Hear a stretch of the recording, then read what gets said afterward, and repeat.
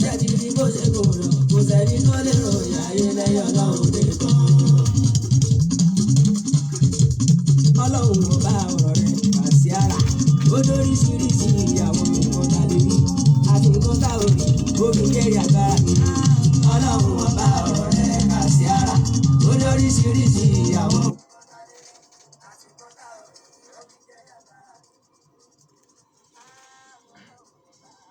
tó ọlọ́run ọba mi.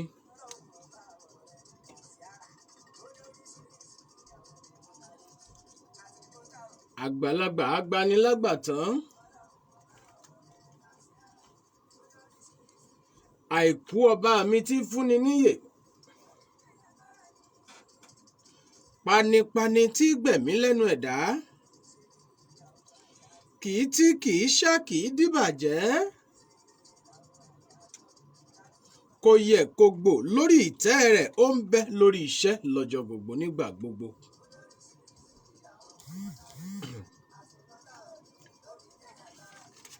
òun ló jẹ́ kí àwọn ohun àrísàmí rẹ̀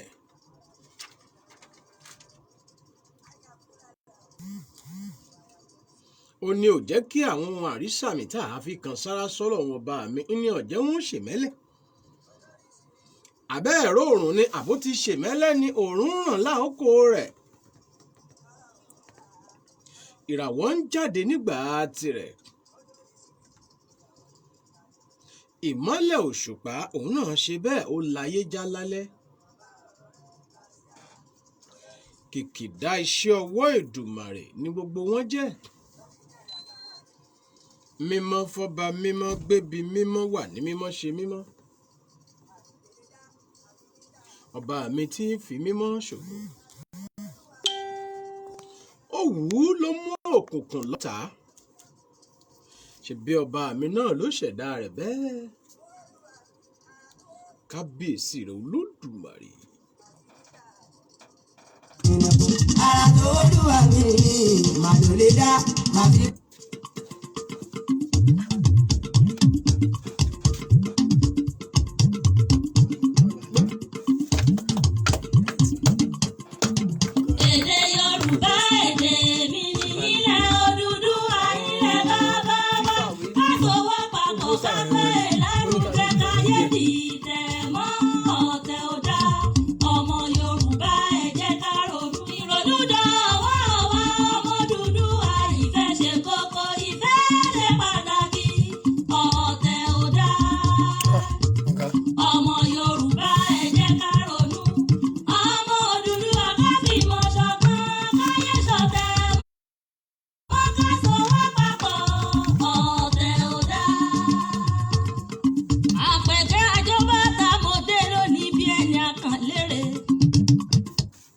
wọlé àpèkẹ́ àjọbàtà ìyálóde àwọn apẹ̀sà.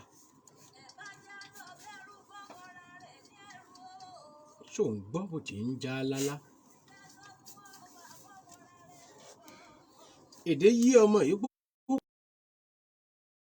lórí ahọ́n rẹ̀.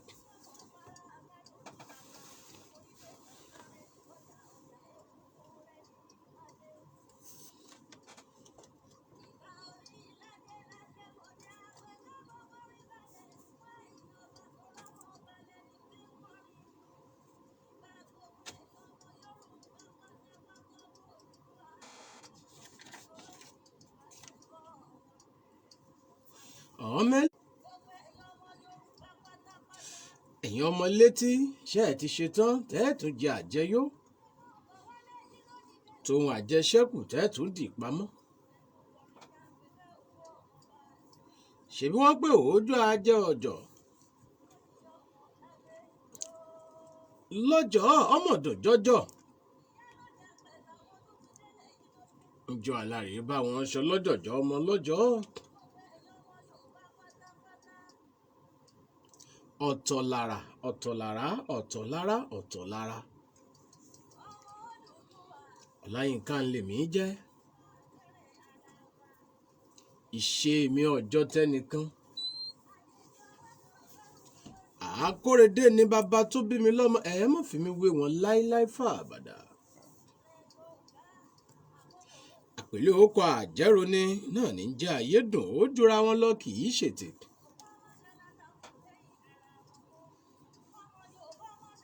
ẹ wò ó ẹ jẹ́ fún yín bí ìṣẹ́jú méjì tá a fi rojú ọjà mo fẹ́ ká gbádùn Àpèkẹ́ Àjọbàtà yìí kì í ṣe wípé nǹkan ń pàtó lásán ẹyẹ òde rẹ̀ dédé máa pàtó ẹyẹ rẹ̀ ò sì dédé bà lórùlé ọ̀rọ̀ lẹ́yẹ ń gbọ́ ẹ já gbọ́ iṣẹ́ tó fẹ́ kí orin yìí kọ́ jẹ́ gan gbogbo ọmọ Yorùbá ṣe ti tẹ́tí bẹ̀lẹ̀ jẹ́. ìgbọ̀n yìí ni èmi ò ní kí ọmọ Yorùbá máa hùwà bàjẹ́ tàbí ká máa hùwà bí ká fọwọ́ sí nǹkan bí.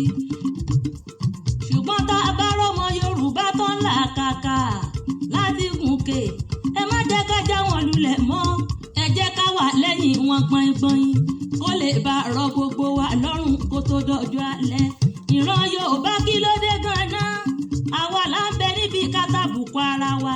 ìran Yorùbá àwa là ń bẹ níbi ká bara wa jẹ́. ìran Yorùbá àwa là ń bẹ níbi ká ṣe ké ká hùwà bàjẹ́ ká ṣe tẹ̀m̀bẹ̀lẹ̀kun ara wa ká hùwà ọ̀tẹ̀. ìran Yorùbá ẹ rántí bàbá mi Abádògún Ìdè tí wọ́n sọ lọ́jọ́ ọjọ́ sí. Àpèkẹ́ Ògbómọ̀rẹ́ tí orin bàbá mi tí wọ́n ní Yorùbá ẹ ronú. ẹ dákun ṣe àsìkò àti ronú wa ò sí tó náà ní. bàbá rẹ̀ pé kò tó látẹ̀yìn wá àsìkò tí tó bá. fún ẹni tó bá létí mo rò pé ó ti gbọ́ ohun tí ẹ̀mí Àpèkẹ́ Àjọbàtà ń wí. kí ló dé tá à ń dìtẹ̀ mọ́ra wa kí ló dé tá à ń dínà mọ́ra wa kí ló dé tá à ń ṣe lénìí ní ara wa kí ló dé tá à sọra wa di ọmọ ìyá Haúsá.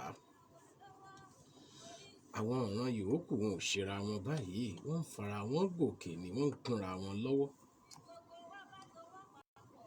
bẹ́ẹ̀ bá débi tí ọ̀rọ̀ ti ṣẹlẹ̀ láì tiẹ̀ tí ìgbọ́dí ọ̀rọ̀ ọmọ Yorùbá yóò ti kọ́kọ́ mọ́ bú Yorùbá rẹ̀ náà.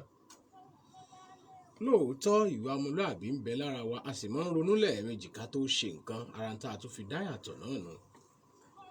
àwa kì í ṣèran tí wọ́n sọ fún pé go tí ó sì máa go tí ò ní wẹ̀yìn pé kí ní bẹ́ẹ̀ nù go tí wọ́n ní kò máa go yìí. ṣùgbọ́n síbẹ̀síbẹ̀ ẹ̀já gbárùkù tira wa bónígbà bá ti pe gbá rẹ̀ wọ́n bá pè é àpè là ń ká wọ́n sì ń bá wa fi kólẹ̀ wọ́n ti wá fi kó ń tó julẹ̀ gan lọ wọ́n ti ń fi kó igá. ẹjá ṣe bẹ́ẹ̀ károjọ́ ọjà ó ṣeun o Àpèkẹ́ Àjọbàtà ohun náà ò ní bàjẹ́ Orísun ìmọ̀ rẹ yóò mọ̀ sun bí odò kò sì ní gbẹ bí odò láṣẹ Ìdùmarè. bí Àpèkẹ́ Àjọbàtà mo máa wí tèmi bí n bá fọmọ kékeré sọ gbogbo rẹ̀ Yorùbá pátápátá ẹ dákun ẹ fàgbàgbà wọlé lẹ́nu mi èmi Àpèkẹ́ Àjọbàtà o èmi ṣe.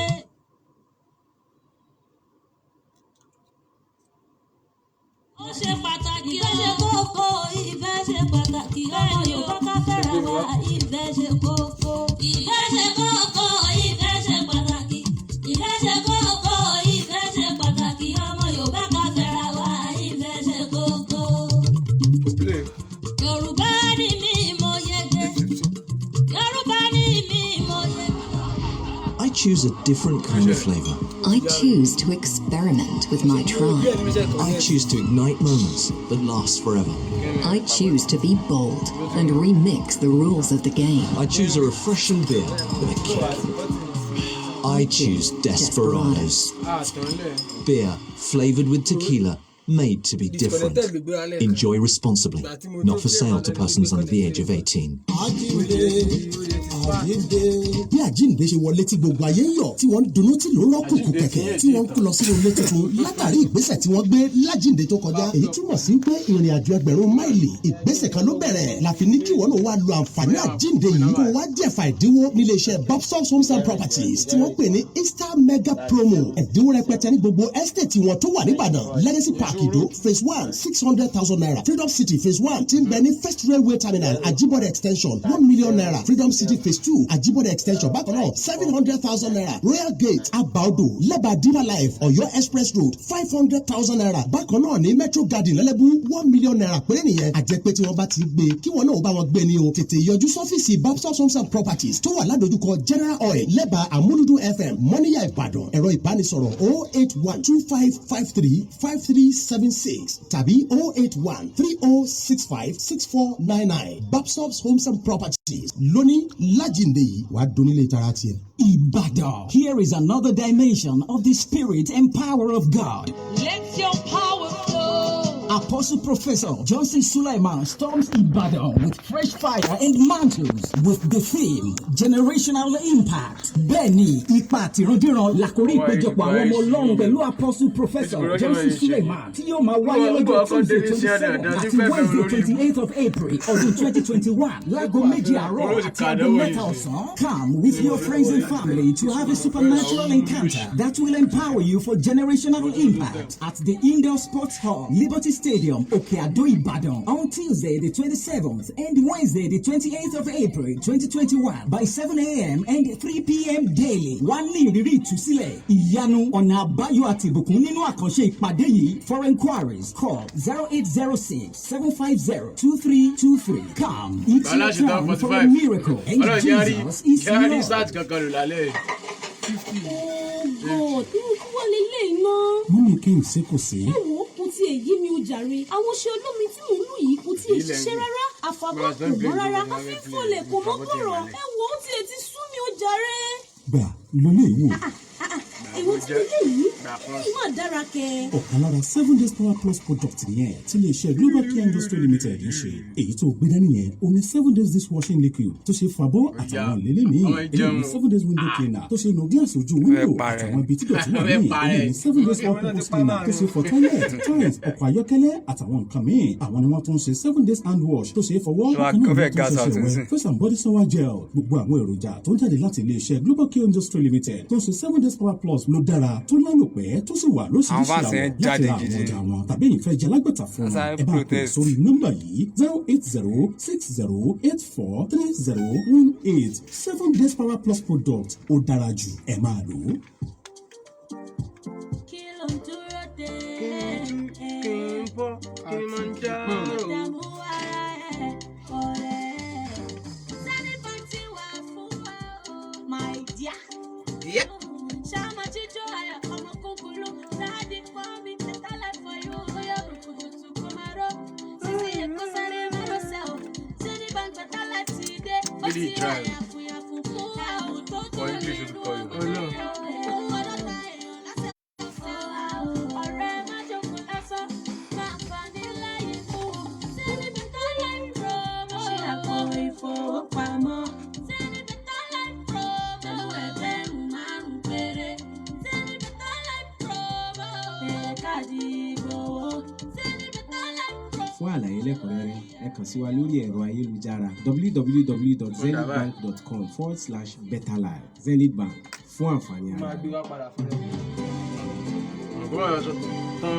Hello, children! So let me tell you the secret on time. Children's Day 2021 is going to be massive. We are unveiling 26 Smart Kids ambassadors from the 1st of May to the 26th of May 2021. On the 27th of May, all ambassadors will be unveiled. But how do you emerge an ambassador? Get set! Study your beauty very well because a special program has been created on the radio for smart kids to call in, answer questions, and win incredible gifts for 26 whole days. And guess what? The child who has the highest correct answers daily becomes the ambassador for the day. Children, there are 26 bicycles to be won. 26 Smart Kids engineering boxes. 26.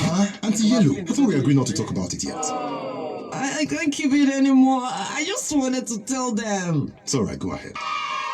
Okay, so children, get set. Children's Day will be mind-blowing from 5:15 to 6 p.m. daily on the 1st of May to the 27th of May 2021. The Smart Kids Ambassadors 2021 is proudly supported by Flour Mills Nigeria, Smart Kids Engineers, Design Bricks, Zanabid Homes, Health Concern. You can also give shout-outs to your parents, schools, forward token. For further inquiries, please call Tokwe on 003-579-6925 or shown on 0703-602-1608.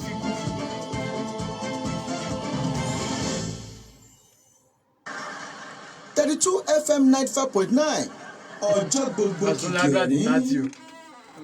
Nítorí akóredé ayédùn olùdarí ètò ara lóríṣiríṣi lórí rédíò náà ní 32 FM nílùú Ìbàdàn nílé Olúyọ̀lé ọmọ àfi tó ṣèwìn bọ̀ ọkùnrin ẹ máa gbọ́ obìnrin náà ẹ sì máa gbọ́ ọmọ kékeré ẹ máa gbọ́ gbogbo ẹja máa gbọ́ àdìgbọ́gbọ́n bẹ níbẹ̀ àwọn èrò ara ètò tó póríṣiríṣi ń bẹ nínú rédíò tá a wà nínú 32 FM nílùú Ìbàdàn bẹ́ẹ̀ fẹ́ polówó ọjà ń fẹ́ ń bẹ níbẹ̀ nínú ètò ara náà ni ètò ara lóríṣiríṣi ẹ mọ́ ṣe gbàgbé wa àwa lára ara ló ní wá o ọba tó ní wá ọba tó dá wa sáyé o kò ní fi wá dára tá a fẹ́ o yóò dá kò ní ṣàìdá fún wa o yóò dá àṣẹ yóò dá kò ní ṣàìdára fún wa o yóò dá ayé dùn mọ́ ṣe gbàgbé ibi tó gbé wa o ayé dùn mọ́ ṣe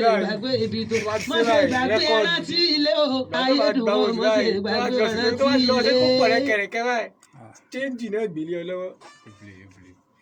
Mo lára mọ́ lọ́ba mo lára o mọ́ lọ́ba àyà mi balẹ̀ mọ́ lára o mọ́ lára mọ́ lọ́ba mọ́ lọ́ba mọ́ lára o mọ́ lọ́ba àyà mi balẹ̀ èmi mọ̀ lára mọ́ lọ́ba.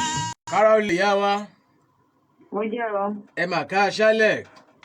Àṣálẹ́ nìyẹn. Ẹ sì kú ayẹyẹ orí kádùn tòní.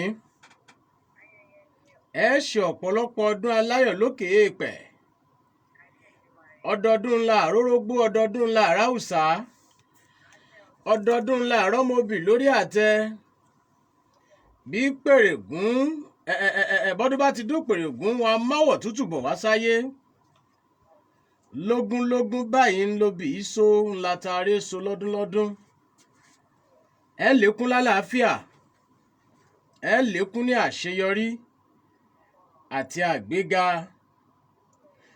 Ìyá wa gbogbo aráyé ni wọ́n ń gbọ́ wa bí mo ti ń bá yín sọ̀rọ̀ yìí láti ìkànnì adẹ́rìnpòṣónú 32 FM 94.9 àjàkẹ́rin Cocoa House Gbẹ́ńlẹ̀ Ìbàdàn.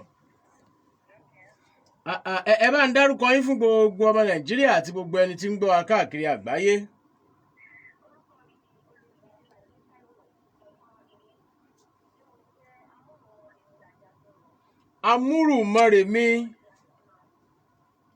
Amúrùmọ́rèmí Àjànsorò ní Ilé-Ifẹ̀. Màmá láàrin ìṣẹ́jú méjì ẹ jẹ́ á mọ̀ pàtàkì ipò tẹ́ ẹ dìmú ìgan nílẹ̀ Yorùbá.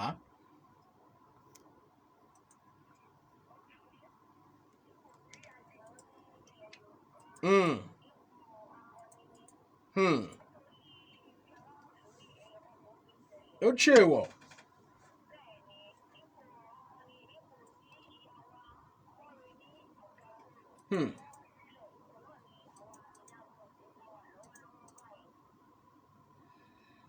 Ìyá wa ẹ dákun ká tiẹ̀ wá pé ká mọ̀ rí tẹfẹ́tẹfẹ́ ó dòkèrè ká wá pé irú ìpèníjà ajó òní tí ó wá mú Mọ́remí tó sọ́dà kọni tó fi fira rẹ̀ lẹ̀ tó gbalé Ifẹ̀ lẹ̀ lọ́wọ́ àwọn ẹ̀yà Ògbò.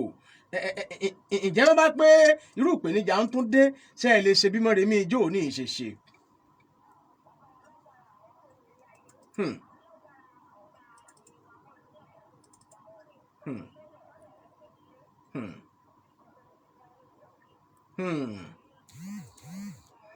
Tó bá ti yá ó ti yá ẹ̀yin náà nu. Àwọn aláṣekù wọ́n túbọ̀ mọ́ bá yín ṣe. Bínú yín ṣe ń dùn táyọ̀ yín ṣe ń kún lónìí kí lẹ ní fún àwọn ọmọ Yorùbá tẹ́ fẹ́ fún wọn bí ìmọ̀ràn?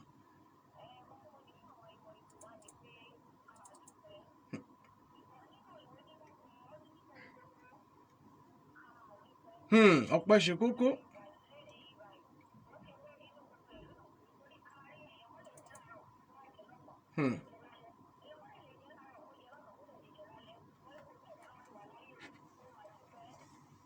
Ká ṣáà máa dúpẹ́ ní gbogbo ọ̀nà.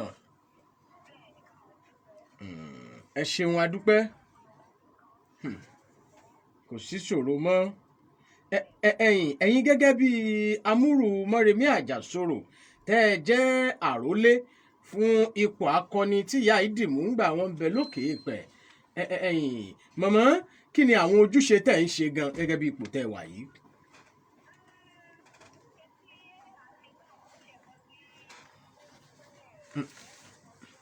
ẹ ṣáà wò ó.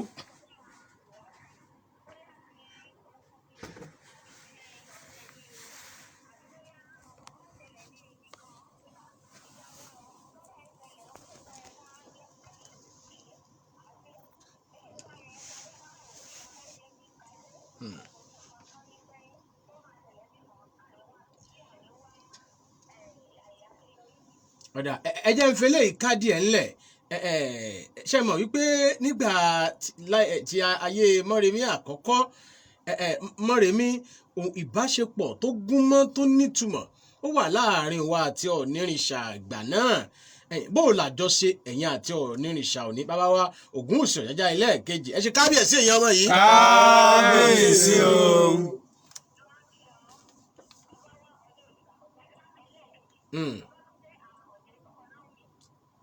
ẹkùn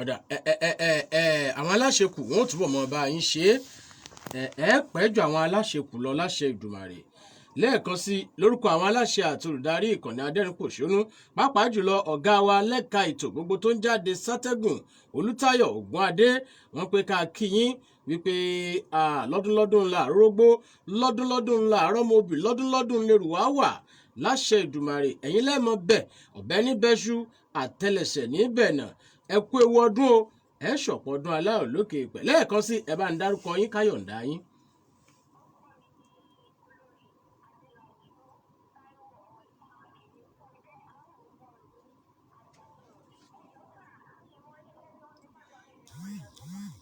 Ọláyínká ọmọ Akórèdé Mr. Ayédùn lèmi ń jẹ́ ìkànnì tá a ti ń bá yín sọ̀rọ̀ 32 FM 94.9 àjàkẹrin ní Cocoa House Dùgbẹ̀ ńlẹ̀ Ìbàdàn. àṣẹ Ìdùmarè àṣẹ wà àṣẹ Ìdùmarè àṣẹ àṣẹ àṣẹ wà àṣẹ àṣẹ Ìdùmarè àṣẹ wà àṣẹ Ìdùmarè àṣẹ Ìdùmarè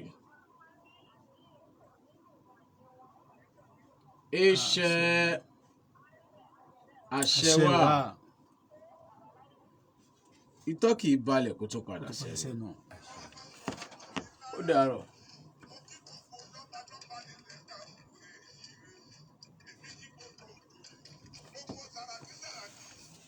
ọ̀tún lọ́jọ́ yọ ọ̀tún lòórùn ràn ṣé bára ni kò ní lè tán nílé ara láéláé.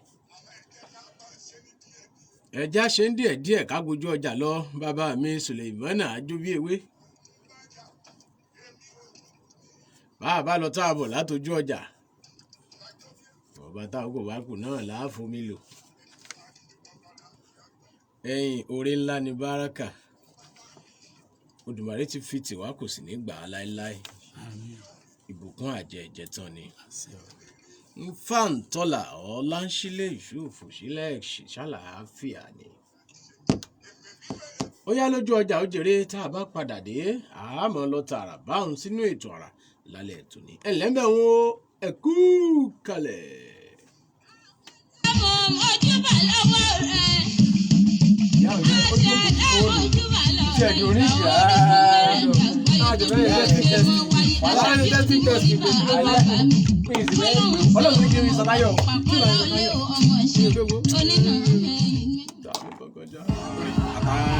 I choose a different kind of flavor. I choose to experiment with my tribe. I choose to ignite moments that last forever. I choose to be bold and remix the rules of the game. I choose a refreshing beer with a kick. I choose Desperados. Beer flavored with tequila, made to be different. Enjoy responsibly. Not for sale to persons under the age of 18. Charles! Yes, mommy? Go and bring 2 sachets of hypo bleach for me. Why 2? Because I'm using 1 to soak the whites and using 1 to kill all the germs. But I don't see any germs here. They are so tiny you can't see them. But they are there. And that is why I trust only hypo bleach to kill them all. Make your white fabrics whiter and your household free of illness causing germs and viruses with the disinfecting power of hypo bleach. ọ̀rẹ́ asámúlò àwẹ̀ náà tó ti tẹ̀lé mo ti ń pe ọmọ ọdún yìí kódà tó tó kọjá tọdún tó lọ.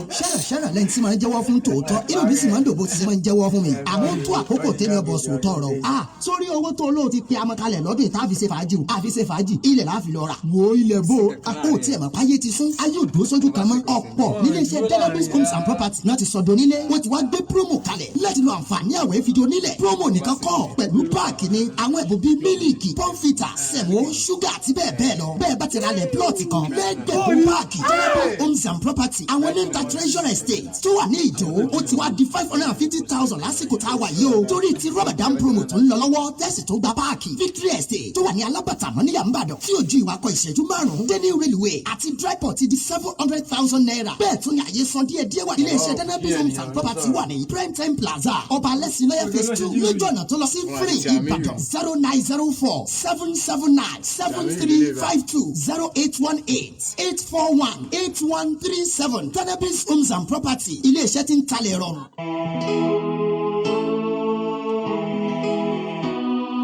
tí wọ́n bá lo ráyéwá nítorí pé o lówó lọ́wọ́ tí wọ́n bá ń tàn ọ́ pọ̀ ráyéwá nítorí dúkìá tó pọ̀ tó ní ọkàn ò tí ì balẹ̀ pọ̀ ráyéwá àlàáfíà lògùn ọrọ̀ ṣáájú ara rẹ o ìlera sílẹ̀ mí gígùn gbogbo àrùn tí ń ṣe ẹ̀dá láyé náà kọ́ láyé fi ń ṣe ni bídọ̀tí bá pọ̀ lára tí gbogbo ẹ́ńjìnì tásẹ̀dá dá bá ṣe bẹ́ẹ̀ tó kọsẹ́ má fòyà tó bá ṣe bí ẹni rárá tára rẹ ò ṣe déédéé pinnu ló kan àyà ara rẹ o Benetton cleanser ní kò sẹ́mu agbanúgbàdé fọgẹ̀dẹ̀gẹ̀dẹ̀ ara dànù Benetton jagunlabi pankopi ọ̀rẹ́ ara tọmọdé tàgbà tọkùnrin sóbìnrin ló lè lò ọ̀sọ́kùnrin sóbìnrin dòdò pé Benetton cleanser ẹsẹ̀ maradami kolosin Benetton cleanser kìkìdé gbòógì tí ò lọ́tínú la fi ṣe ó ti wà káàkiri ilé ìtajà ògùn jákèjádò ilẹ̀ Nàìjíríà a sì ń mú alágbàtà fún Benetton cleanser pé nọ́mbà kò demand 08034051533 08034051533 iléeṣẹ́ ẹ̀mí wọn naturalist care ló ṣe Benetton cleanser ìwúláyé tún lò.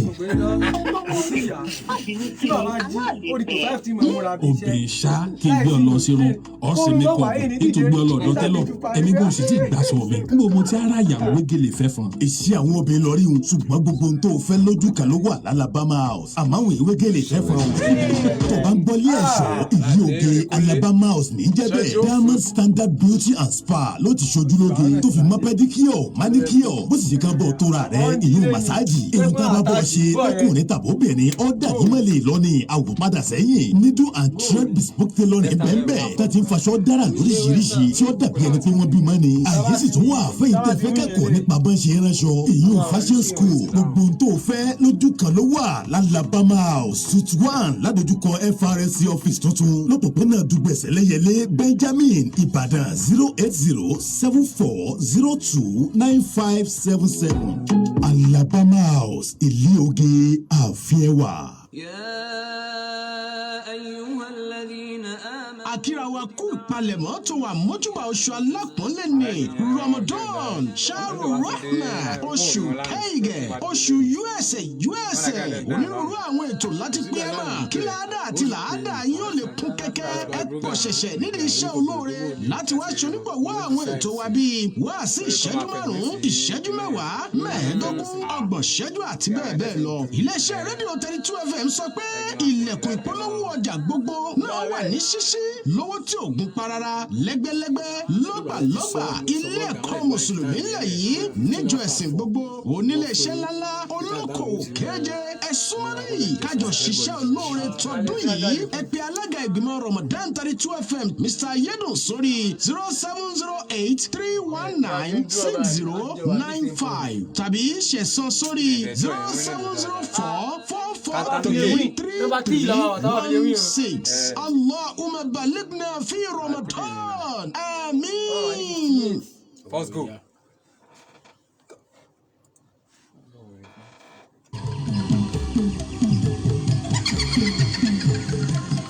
Àràré o, àrà kéńgé.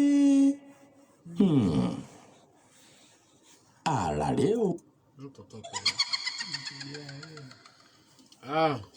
Time going. Go.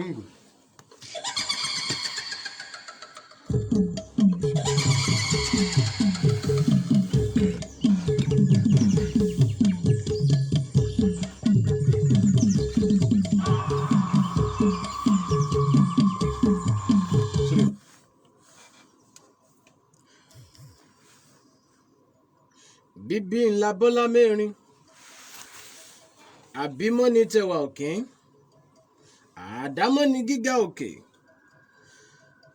èmi ni mo lóhùn mi èdè mi tèmi ní í ṣe mọ̀mọ́ tó ti gbé kinní ọ̀ǹdè òya kájọ fetílélẹ̀ kádàn ó rò fóòbẹ̀ kára ló sọ faroko alára ẹ̀ mọ́wọ́ jà kinní ọ̀hún ẹ̀múdélà oòrùn ẹ̀ bá ń wí fún wọn bẹ̀ àájèrò ẹ fi ṣẹ́ mi jẹ́ níwọ̀ oòrùn ọ̀rọ̀gbọ́n ò ẹ mọ́wọ́ jà àrokò mi dé gúúsù àríwá tí dáàrin gbogbo yíká orílẹ̀ àgbáyé ṣé bá fẹ́ bá ti fẹ́ dandan ni ó kan gé olóko láàánì bàbá gbé kìnìjẹ̀gbìn dọ́jà tẹrútọmọ gbogbo ayé ní bá níjó.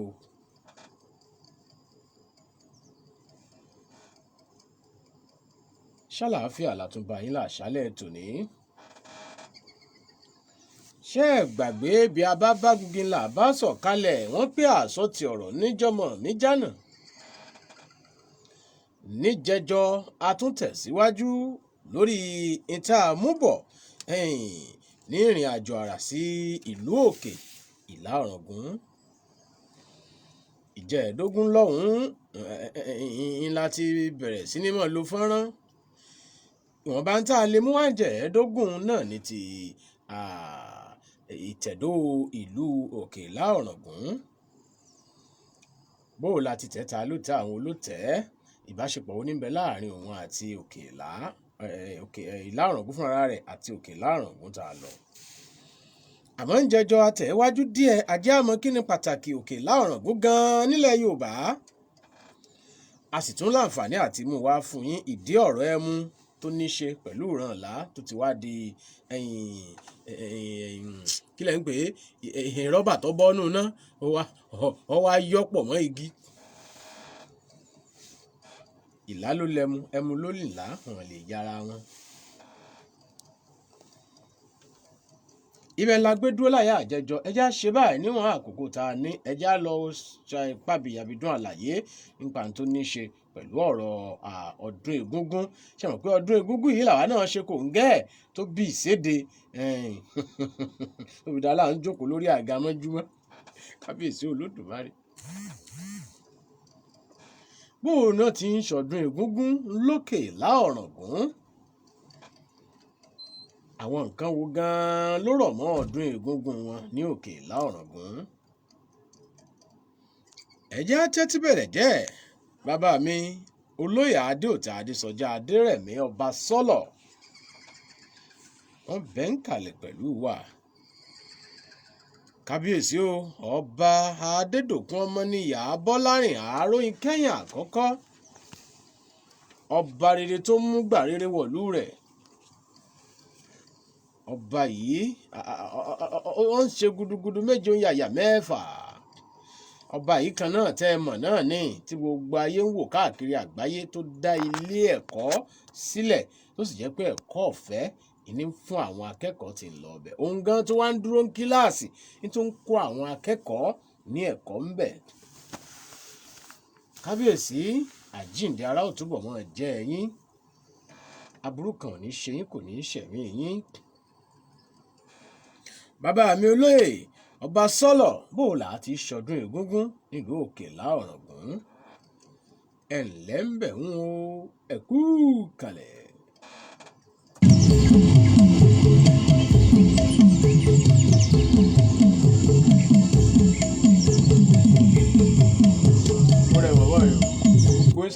a ṣe kòńgẹ́ ọdún egúngún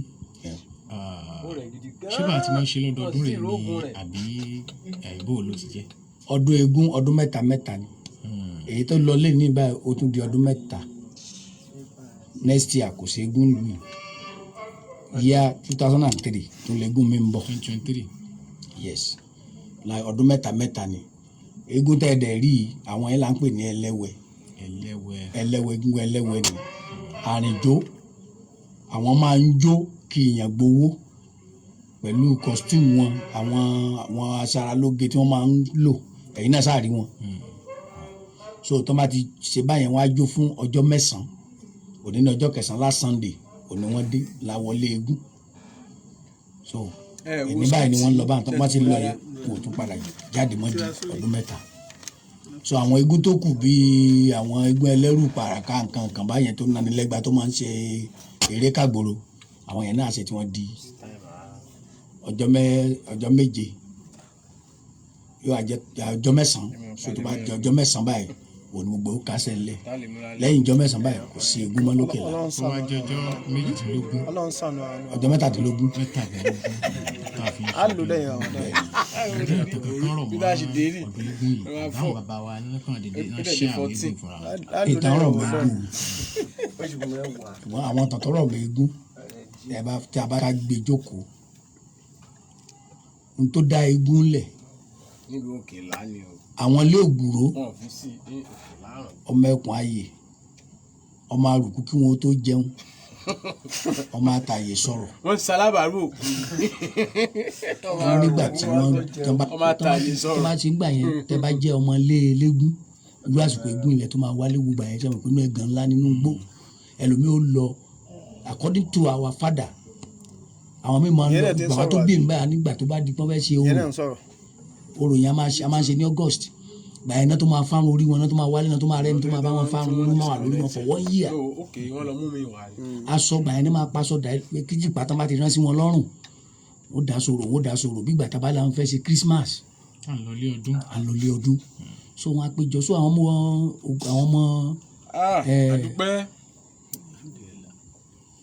ọmọ eléégún àwọn náà péjọ wọ́n kójọ báyìí wọ́n máa ṣe tó máa ṣe wọ́n máa jẹun ìwọ wà kọ́ mọ̀ wálé pẹ̀lẹ́ o ti bímọ láti bí ọdún kan tán ti lọ sọ tó máa ń yọ sọ wọn náà jòkó ẹlòmíì tó ti ń jẹ tó ti mú yóò sùn síbẹ̀ gẹ́gẹ́ bí títí mi béèrè lọ́wọ́ àwọn. báyìí sọ ọ̀kan ní pé eégún Ìbàdàn jọ yẹn fẹ́ wù ú gbé ọ̀rá ẹ̀kẹ́ káàbọ̀ ní lójú ni. inú kan wọn dùn múnú wọn dùn. àtọwà àwọn obìnrin ló léegún tẹ́lẹ̀. òun sọ nǹkan kan inú wẹ́ẹ́ kan sọ pé tó ń jòkó tí òṣèlú tó máa yàn dáadáa lóbìnrin kan bá wọlé ó ti máa jáde ló bá da ìró díẹ̀ borí ló bá ń jó tí àbá obìnrin máa ma yàn kì even àwọn tó jẹ́ onídàngàn ojúde lẹ́ẹ̀lọ́ bẹ́ẹ̀ mọ̀ padà jẹ́gẹ́ àwọn sára yín ládàámọ̀ yìnbọn ẹ mọ̀ pàdé ara yín kọ̀rọ̀ nǹkan kan wá ṣẹlẹ̀ àfihàn báyìí lọ ṣe mú dára ṣe ẹ ṣe tán báyìí adẹ́tẹ̀ gbèlú adẹ́tẹ̀ yìí wà tó bá fẹ́ wà lójú ló dẹ̀ máa pa tó bá dọjọ́ jà náà bàbá mi sọ̀rọ̀ sí wa àwọn tọ́ọ̀gì náà wọ́n ń gbé ẹ̀wọ̀n ó ti níra wọn sínú tẹ́lẹ̀. bàbá ti wá sọ́jà yóò fi pàdé sẹ́yìn eégún tálẹ̀ ní yóò ra nǹkan yóò lọ eégún náà àwọn ogun bọ́tò náà ti sè àtàwọn lẹ́yìn àsìkò tó máa ń dánwò nìyẹn. oyin so má ṣe tọpa rẹ̀ nìyẹn tí gbadé tán tẹ̀lé dé inú ibi tí ó ṣe kéde ibi tó ti wá pé ìwọ ni láti jọ níra wọn sínú wá rí lẹ́yìn eégún tó ń bọ̀. àní àwọn amadu ń dọ́ ìbẹ̀rẹ̀ ti sọ́ọ̀dì wọ́n sì gbé eégún dé wọ́n tó ń gbé láìla. ohun àìmọ̀ṣe torí bí àṣírí ẹ̀ tí wọ́n mọ̀ ṣàpá àwọn ọjọ́ ń lè torí àti ìbẹ̀rẹ̀ àjàgún ńlá nìsín ìwúrọ̀ àjàgún ńlá nìsín ọba ni gbà tó jẹ́ pé ogun ló ń lé àwọn èèyàn rẹ̀ ká. wọ́n sì ń di láìla ìlànà ní ibi wọ́n fi ìlú ṣe àgọ́fẹ́ náà gẹ́gẹ́ bí èdè Yorùbá wọn ló fi rẹ̀ gẹ̀ẹ́sì tá lè jà. pé ẹ̀yin ọmọ mi o ogun ò tó jà yín mọ́ láyé pé nígbàkigbà tó gun bá dé ẹni ogun tó bá dé sí yín ó kọ́ wọn bí wọ́n ṣe máa pé òun. ohun tó bí ọdún egúngún ní òkè lárọ̀gún òun ni arábìnrin ọ̀hún ibi tó wọlé sí ń jò ní iná ló padà di igbó eégún lónìí olónìí ní òkè lárọ̀gún. àmọ́ tẹ̀wájú tí mo mọ àwọn nǹkan míì tó rọ̀ mọ́ wá mo rí àdá àti mọ̀rìwò lọ́wọ́ àwọn eléégún wọn mo sì béèrè àmì ògún leléyìí ìwòlẹ̀ tí ń ṣe wọ́n sì ṣàlàyé àti ọ̀rọ̀ tó ní ṣe pẹ̀lú ìséde tó káwa náà mọ́ gbogbo ẹ̀ láàmú gbọ́ lọ́jọ́ mẹ́jọ ní bínú. Adédàmọ́lá wàá dúpẹ́ lọ́wọ́ àwọn tí wọ́n gbọ́ wa ká wọn lọ. tọ́ alẹ́ yẹ ká mọ rírì ètè tí ò jẹ́ kí ẹ̀sìn ò bá eyín ìta gbangba. èyí là á fi mọ rírì gbogbo ẹ̀yin olólùfẹ́ ètò àrà ní gbogbo ọjọ́ ìṣẹ́gun lórí rédíò adẹ́rìnpòṣónú Tatu FM níkẹ́ni ìkẹrìnléláàádọ́rùn àti tó lé mẹ́sàn-án 94.9. àjẹkẹ́rin láfi kalẹ̀ sí ní ogoro Cocoa House Dùgbẹ̀ nílùú Ìbàdàn lágbára lọ́wọ́ Ọlọ́run ọba àpọ̀dà sí burúkú kò ní ṣẹlẹ̀ sáwa tẹ̀ ń gbọ́ àtẹ̀yìn tẹ̀ ń gbọ́ wa ẹ̀sàmí àdúrà àmín. títí ọjọ́ mẹ́jọ tátùn pàdé lórí ètò yìí lèmi ọmọ yín tẹ̀tàn bí ẹni mú wò ní Muyideen Adédàmọ́lá ọmọ mọ́rọ̀ rántí ló ń kí yín pé ẹ ṣe ẹ̀kọ́ ètí gbọ́ wa o. àdúgbò gbígbọ́ tẹ̀ ń gbọ́ wa lórúkọ captain wa bàbá ọlọ́bẹ̀ tí a lọ́wọ́ síbí Abídèmí Ìfẹ́olúwa Àyàndìran Ṣẹ́gun Alágbàlá káàbọ̀ àwòdì rẹ̀ rìbára ó ti padà dé alẹ́ ọmọ pé Ṣàwádìí Adékúnlé Ìṣọ̀lá Ojú Odò ẹnjìníà Daoud Abdulwahab ìtàn ńlá lórúkọ àwọn ọkọ mi náà ní èmi ọmọ yín Ọláyínká ọmọ Akóredé Mr. Yedun mo ń kí yín ìpè ìpàdé wa ó dago 3 òru lórí ètò yín ètò wa Iṣẹ́ Ládàá ẹ̀bùn máa pọ̀ ńlẹ̀kẹ́ OPR ó pọ̀ rítìrìtì ó pọ̀ rẹ́kẹrẹ́kẹ́ èyí máa ń ṣeré ó dago 3 ó dìgbà kan náà. sáà ti pè wọlé.